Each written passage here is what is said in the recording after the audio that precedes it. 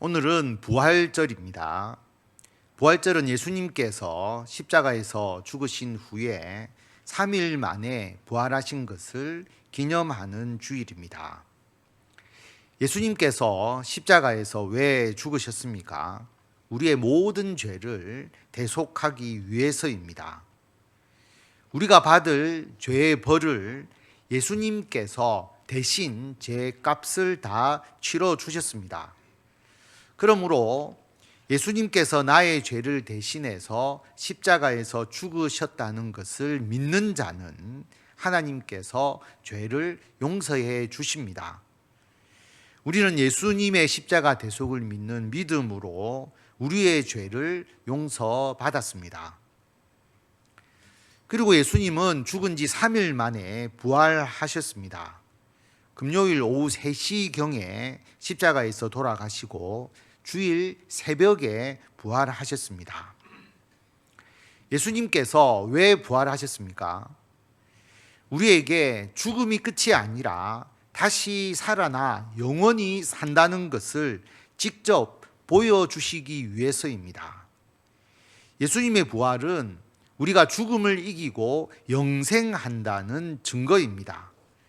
그래서 우리는 이 부활절 예배를 통해 우리의 죄를 대속하시고 우리에게 영생을 주신 예수님의 은혜에 감사하고 영광을 돌립니다. 모든 인간은 죽습니다. 여러분도 저도 반드시 죽습니다. 예전에는 60세 생일이면 환갑잔치를 할 정도로 60세가 장수의 기준이었습니다. 그런데 지금은 80세가 되어도 참 오래 살았다 그렇게 말할 수가 없죠. 90세가 되어도 건강하신 분이 많고 100세가 되면 예전처럼 환갑잔치를 하면 될 것 같습니다. 그런데 그래도 모든 사람은 죽습니다.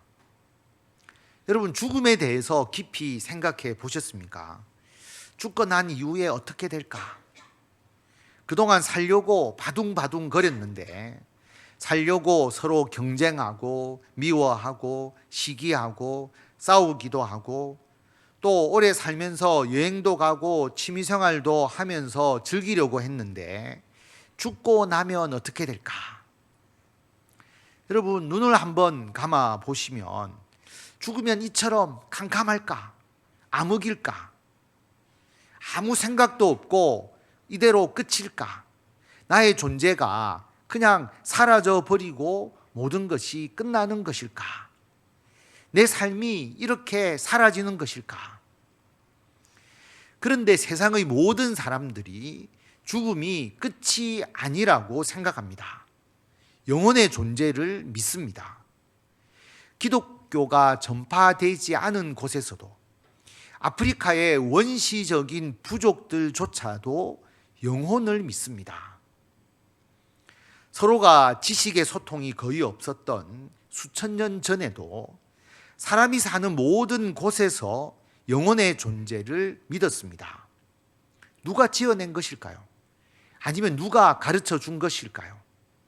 어떻게 전 세계 사람들이 모두 영혼의 존재에 대해서 믿을까요? 영혼을 제대로 본 적도 없는데 왜 영혼에 대해서 믿을까요? 영혼이 존재하지 않는 것이라면 어떻게 전 세계의 사람들이 공통적으로 영혼의 존재를 생각할까요?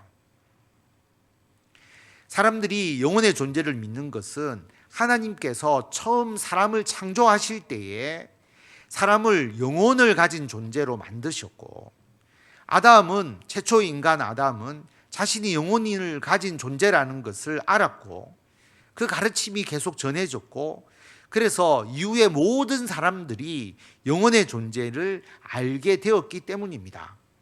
영혼이 존재하기에 모든 사람이 믿는 것이죠. 그래서 사람들은 육체는 비록 죽지만 자신의 영혼이 어디로 가느냐 여기에 대해서 매우 관심이 많습니다. 그래서 세상 사람들은 그 영혼이 가는 곳 거기에 대해서 많이 생각하고 여러 가지 이야기를 하는데 반면 세상 사람들은 죽은 후에 영혼이 어떻게 되는지에 대해서 아무도 정확하게 알지를 못하죠. 그래서 각자 생각대로, 각자가 믿고 싶은 대로 그렇게 믿습니다. 불교에서 사람이 죽으면 49제를 지내게 되는데요. 이 제자가 제사할 때의 제자가 아니고요. 불교의 의식, 불공을 의미를 합니다. 이 49제는 불교에서 나온 것인데요. 불교를 안 믿어도 49제, 49일에 대해서 많이 생각하는 것을 보게 됩니다. 왜 49제가 나왔느냐 하면 사람이 죽으면 그 영혼이 3일은 이 세상에 있고 그 이후에 죽은 영혼이 간다고 하는 명부라고 하는 곳으로 가게 되는데 이 명부를 다스리는 10명의 왕이 있다고 합니다. 그래서 죽은 영혼이 그 왕들에게 순서대로 7일마다 재판을 받습니다. 심판을 받는 거죠. 그러니까 7일마다 제를 드려서 우리 죽은 영혼이 심판을 좀 잘 받을 수 있도록 해 주십시오라고 하는 의식입니다. 그래서 7일마다 왕에게 심판을 받기 때문에 7일마다 7번 제를 드리게 되고 그래서 49일이 나온 것입니다. 그런데 7일마다 제를 드리려고 하니까 힘드니까 49일째에 한 번에 제를 드리는 경우가 많습니다. 여러분 잘 한번 생각해 보십시오. 이게 말이 되는가라고 하는 거죠. 자, 죄를 지내면 지은 죄에 비해서 좋은 곳으로 가게 해 줄까요? 만약에 그렇다면 그 죽은 영혼이 가는 명부의 왕이 올바로 재판한 것이라고 할 수가 있겠습니까? 여러분 어느 정도로 죄를 지내야 좋은 곳으로 가게 될까요? 정말 그렇다면 그게 사실이라면 여러분 돈이 얼마나 들든지 결사적으로 그렇게 제를 드려야 하지 않겠습니까? 여러분이 죽은 영혼이라고 생각해 보십시오. 후손이 49제를 제대로 잘 안 올려서 자기가 죽은 후에 좋은 곳으로 가지 못한다면 얼마나 억울하겠습니까? 죽은 자가 잘못한 것이 문제가 아니라 그것 때문에 자기가 고통을 겪는 게 아니라 후손이 죄를 제대로 안 올려서 자기가 고통을 겪는 것이 되어버리겠죠. 그리고 불교에서 죄를 더 많이 지은 사람은 49일이 지난 후에 아까 10명의 왕이라고 했는데 7명의 왕에게 49일 동안 재판을 받고 다시 3명의 왕에게 심판을 받게 됩니다. 그때가 100일, 그 다음에 1년, 그 다음에 3년이 지나고 난 뒤에 재판을 받는다. 그래서 죄를 많이 지은 사람은 3년 동안 재판을 받게 된다라고 하는 것입니다.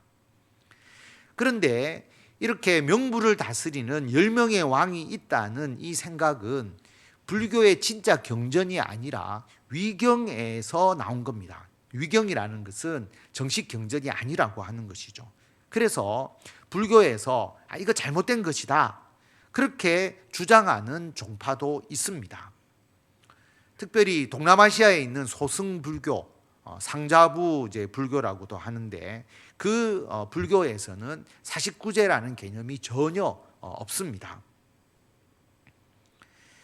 그리고 불교에서 영혼이 극락을 간다라고 말하는데 여러분 기독교의 사상과 결합이 되어서 사람들이 잘못 생각하는 것이 있는데 죽은 영혼이 극락에 가는 게 아니고요.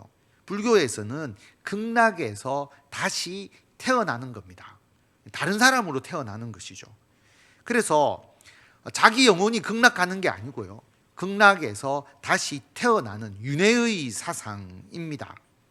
그리고 불교의 극락은 한 번 가면 거기서 영원히 사는 곳이 아니라 극락에서도 나태하거나 잘못 살면 다시 지옥에도 떨어지고 짐승으로도 환생을 하게 됩니다. 이 불교에서는 계속 윤회의 반복이죠.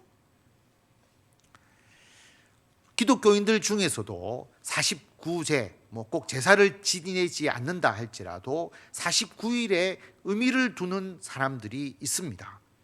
그래서 여러분 우리나라 사람들이 생각하는 이 죽은 영혼이 어디 가느냐 하는 문제는 기독교적 요소, 불교적 요소, 그 다음에 도교와 토속 신앙이 다 섞여서 정확하게 어떤 신앙의 근거에서 죽은 영혼이 어떻게 되느냐 하는 것을 제대로 알고 있는 사람이 없는 겁니다. 완전히 뒤죽박죽이 되어버리는 것이죠. 우리 기독교에서는 우리가 부모님의 삶을 기억하고 추모하는 것이지, 우리가 지금 이 세상에서 어떻게 한다고 해서 죽은 영혼이 어디로 가는지에 대해서 전혀 영향을 주지 못합니다. 그렇게 가르치죠. 만약에 우리가 죽은 영혼이 가는 곳에 지금 여기서 어떤 영향을 줄 수 있다면 중세시대에 면죄부를 파는 것과 똑같다라고 하는 것입니다. 성도 여러분, 사람들은 모두 자기 생각대로, 자기가 믿고 싶은 대로 죽은 영혼이 어떻게 되는지를 생각합니다. 여러분, 그냥 믿어서는 안 되고요. 정말 곰곰하게 생각하셔야 합니다. 제대로 알고 정확하게 믿어야 합니다. 우리 영혼이 죽고 난 이후에 어떻게 되는지를 제대로 알아야 합니다. 제대로 알아야 지금 우리가 살아있을 때 제대로 살고 제대로 올바로 우리가 하나님의 영광을 위해서 쓰임 받을 수가 있는 것이죠. 그런데 세상에 많은 사람들이 가장 중요한 자신의 영혼이 나중에 어디로 가는지 어떻게 되는지에 대해서 정확하게 알려고 하지 않는 거죠. 그냥 내가 믿고 싶은 대로, 알고 싶은 대로 그냥 막연하게 믿습니다. 자기가 바라는 것, 내가 원하는 대로 믿어버리고 그렇게 살아갑니다. 근데 여러분, 정확한 것, 무엇이 정확한 것인가? 이것은 역사이고 사실이고 팩트입니다. 우리는 역사, 그리고 사실, 팩트, 정확한 것을 믿어야 합니다. 지금부터 역사, 사실, 팩트를 말씀드리겠습니다. 예수님께서 2000년 전에 이스라엘 땅에서 사셨습니다. 이것은 분명한 역사고 사실이고 팩트입니다. 예수님께서 죽은 후에 3일 만에 다시 살아나셨습니다. 이게 역사이고 사실이고 팩트입니다. 여러분, 죽은 자가 다시 살아난다는 것이 믿기십니까? 어떻게 죽은 자가 다시 살아날 수 있을까요? 믿을 수 없는 일이잖아요. 예수님의 제자들도 못 믿었습니다. 못 믿는 게 정상이죠. 그런데 그 사건이 일어났습니다.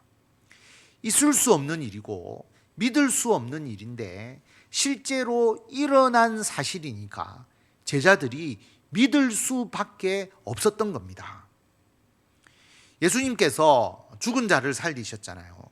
회당장 야이로의 딸 나사로, 나인성 과부의 아들. 그런데 이들이 부활했다라고 말하지 않습니다. 왜냐하면 다시 살아났지만 이들은 결국 죽었습니다.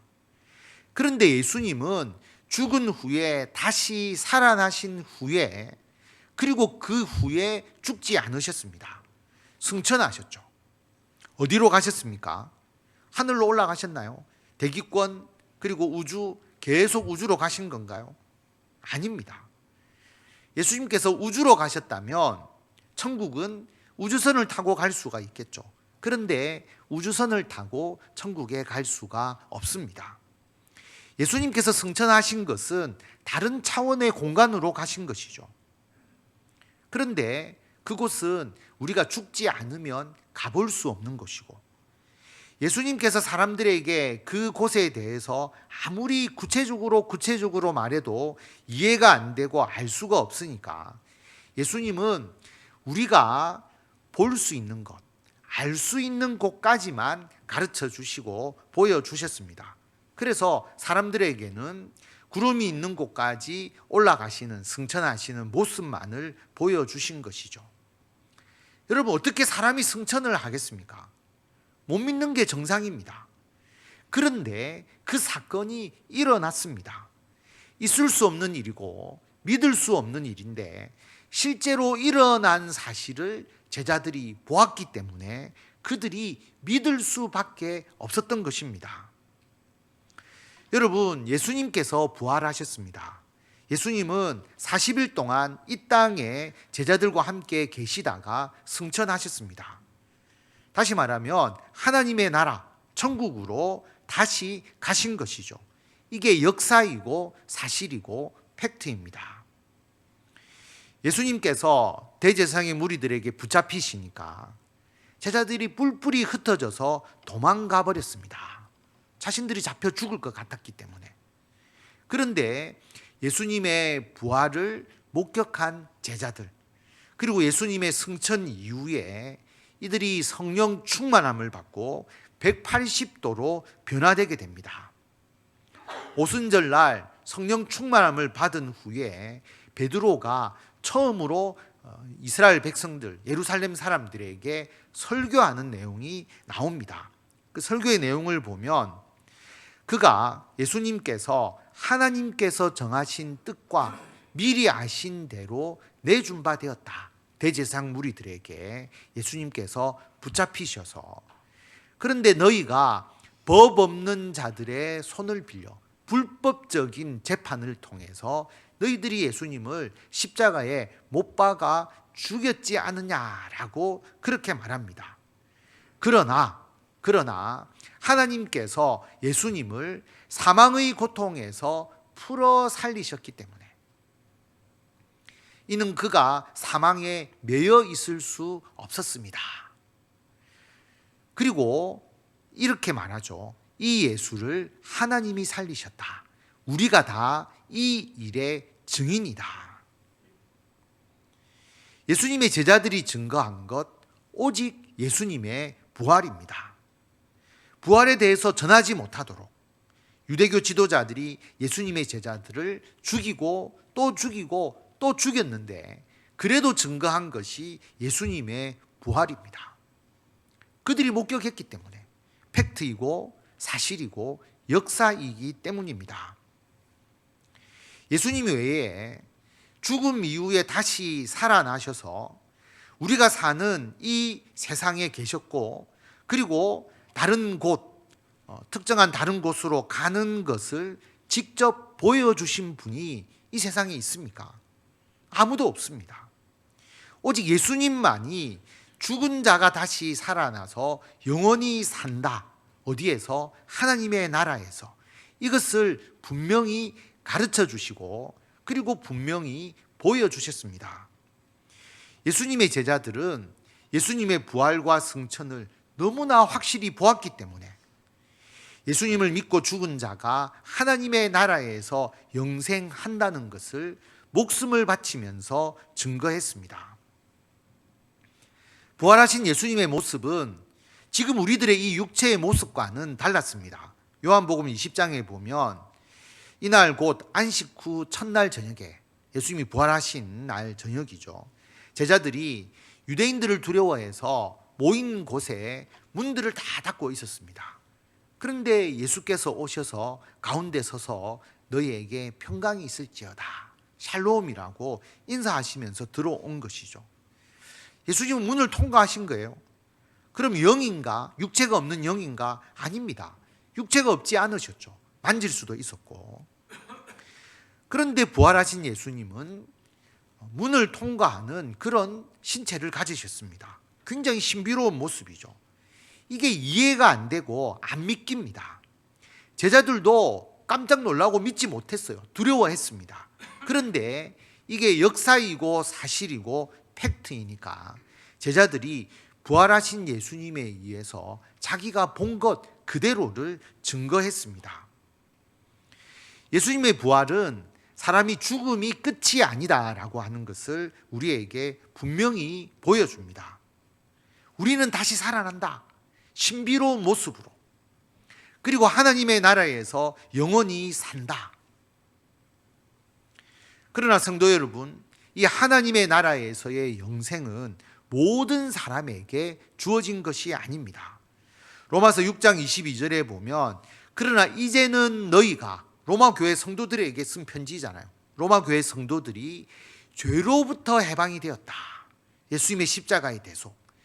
그리고 하나님께 종이 되어서 우리가 거룩한 성도로서 신앙생활을 해나가잖아요.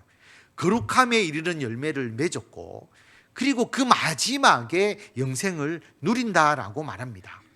그래서 우리가 잘 아는 구절, 죄의 삭은 사망이요 하나님의 은사는 하나님의 선물, 그리스도 예수 우리 주 안에 있는 영생이다라고 말씀합니다. 예수님의 십자가 대속을 믿고 죄에서 해방된 자, 그리고 그리스도인으로서 예수님을 믿는 생활을 하는 자만이 영생을 누립니다. 쉽게 말하면 예수님을 믿어야 영생하는 것입니다.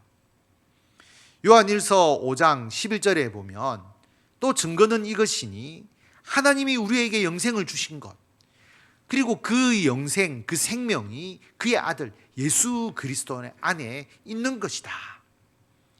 아들이 있는 자에게는 생명이 있고 하나님의 아들이 없는 자에게는 생명이 없다.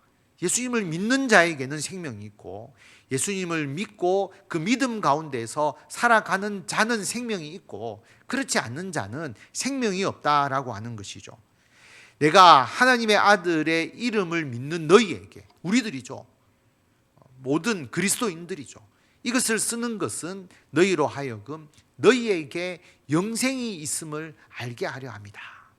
예수님을 믿는 우리들에게 영생이 있습니다. 그럼 부활은 우리가 죽고 난 이후에만 의미가 있는 것인가? 나는 죽으려면 한참 남았는데 그러면 지금 부활은 나에게 아무 소용이 없는가? 아닙니다. 베드로전서 5장 7절에 보면 너희 염려를 다 주께 맡기라. 이는 그가 너희를 돌보십니다. 여러분, 염려, 걱정이 많은 시대입니다. 청년들 결혼을 잘 하지 않으려고 하죠. 결혼해도 자녀를 낳지 않으려고 합니다. 결혼해서 과연 행복할까? 아이를 낳고 키우기가 어렵고 힘들지 않을까? 아이를 키우면 너무 고생이 되지 않을까? 나이가 드신 분은 노후에 대해서 걱정이 많죠. 은퇴 후에 이전보다 오래오래 살게 되는데 제대로 수입도 없는데 벌지도 못하는데 어떻게 노후를 보내지? 아프면 어떡하지? 우리 모두 건강에 대해서 걱정을 많이 합니다. 경제가 성장하는 시대는 아니잖아요. 그리고 급변하는 시대입니다. 그러므로 미래에 대한 불확실성이 있는 것 많습니다. 예전 우리 부모님 세대처럼 아이를 낳고 풀어놓으면 아이가 그냥 뛰어놀면서 그냥 크는 것이 아니라 교육을 해야 되고 세심하게 돌보아야 하니까 이전보다 아이 키우는 것 힘든 거 맞습니다. 은퇴 이후에 30년 이상을 살아야 하니까 노후 걱정이 있는 것도 맞습니다. 그런데 여러분, 세상 사람들은 이런 걱정에 빠져 있지만 부활의 신앙을 가진 우리는 이런 걱정을 하지 않습니다. 너희 염려를 다 주께 맡기라. 주님께서 우리를 돌보시기 때문입니다. 여러분, 염려가 없는 게 아닙니다. 분명히 염려가 있습니다. 그런데 우리는 그 모든 염려를 주님께 맡깁니다.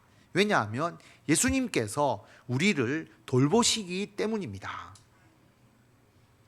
예수님께서 정말 우리를 돌보시느냐? 증거가 있느냐? 바로 예수님의 십자가의 대속, 예수님의 그 십자가의 죽음, 예수님의 부활입니다. 어렵게 수능을 준비해서 대학에 들어간 청년이 있습니다. 그런데 대학 생활을 하면서 우리나라 최고의 기업에 취업을 했습니다. 자, 그 취업에 도움을 준 학교 선배가 있습니다. 학교 선배가 그 회사에 다닙니다. 그 선배가 시험 준비하면서 자기가 공부했던 자료 다 주고 면접 이렇게 봐라 팁을 다 주고 도와준 덕분에 그 청년이 그 회사의 입사 시험에 합격을 하고 그 회사에 취업할 수 있게 되었습니다. 이제 그 청년은 대학을 졸업만 하면 그 회사에 다닐 수 있습니다. 연봉이 1억 원 이상 되고 그리고 직장도 안정적이고 자유로운 직장 분위기가 되어 있고 회사에서 집도 제공해주고 너무 좋은 회사거든요. 졸업해서 너가 직장에 들어오기만 하면 선배가 내가 직장 생활 너 잘할 수 있도록 도와주겠다, 그렇게까지 말합니다. 그러면 그 학생은 이제 대학 생활을 어떻게 해야 할까요? 비록 지금은 낮에 공부하고 밤에 편의점 알바하면서 힘들게 살고 있습니다. 그런데 그 고생을 하면서 왜 내 삶이 이런 고생이지, 이렇게 한탄을 해야 할까요? 나는 반지하 월세방에서 나는 왜 이렇게 살고 있지 절망해야 합니까? 학비 벌려고 내가 이렇게 편의점 알바하면서 힘들게 살아야 하나, 그렇게 생각해야 합니까? 아닙니다. 그 청년은 최고의 회사에 합격한 후에도 아직 대학 졸업이 남아 있으니까 예전과 똑같은 삶을 살아갑니다. 그러나 우리나라에서 제일 좋은 직장에 합격한 이후에 그의 삶은 달라질 수가 있습니다. 지금 반지하 월세방에 살지만 이제 직장에서 주는 좋은 사택에 들어가게 되죠. 그러면 이제 그 청년은 반지하 월세방에 어울리는 집안의 소품이나 가재 도구를 사지 않을 거고요. 거기에 관심을 두지 않을 겁니다. 앞으로 들어갈 집에 어울리는 소품이나 물건을 살펴보고 또 쇼핑을 하겠죠. 편의점 알바가 예전에는 자기가 공부하기 위해서 어쩔 수 없이 고생을 하는 것이니까 불평하고 힘이 들었지만, 무거운 짐이었지만, 이제는 좋은 직장에 들어가는 것이 확정되었기 때문에 자기의 경험을 쌓는 즐거운 일이 되었습니다. 오히려 고생하는 것이 행복한 추억거리가 되는 것이죠. 그리고 이 청년은 이제 더 이상 취업 준비생이 아니라 이미 입사가 확정된 자로서 다른 사람에게 당당하게 자신을 소개할 수 있습니다. 성도 여러분, 예수님의 십자가의 대속과 부활을 믿는 우리들의 삶이 이렇습니다. 지금은 이 세상에서 세상 사람들과 똑같이 살아가고 있지만 우리는 이미 하나님의 나라에서 영생하는 하나님의 나라의 시민권을 가지고 있습니다. 그러므로 우리의 생각, 우리의 삶은 이미 지금 바뀌었고 바뀌어 나가야 합니다. 오늘 말씀 10절에 보면 모든 은혜의 하나님, 곧 그리스도 안에서 우리를 부르시고 자기의 영원한 영광에 들어가게 하시니, 이 하나님이 우리를 부르셔서 하나님의 영원한 영광에 들어가게 하셨다. 우리들의 부활과 영생을 의미하는 겁니다. 하나님께서 우리를 부활에 대해서 하나님의 나라에 대한 시민권을 주시고 그렇게 들어가도록 하셨기 때문에 잠깐 고난을 당하는 우리가 하나님의 이러한 부활 신앙을 가지게 되면 우리가 온전하게 되고 굳건하게 되고 강하게 되고 터가 견고하게 된다. 하나님이 그렇게 해주시는 것입니다.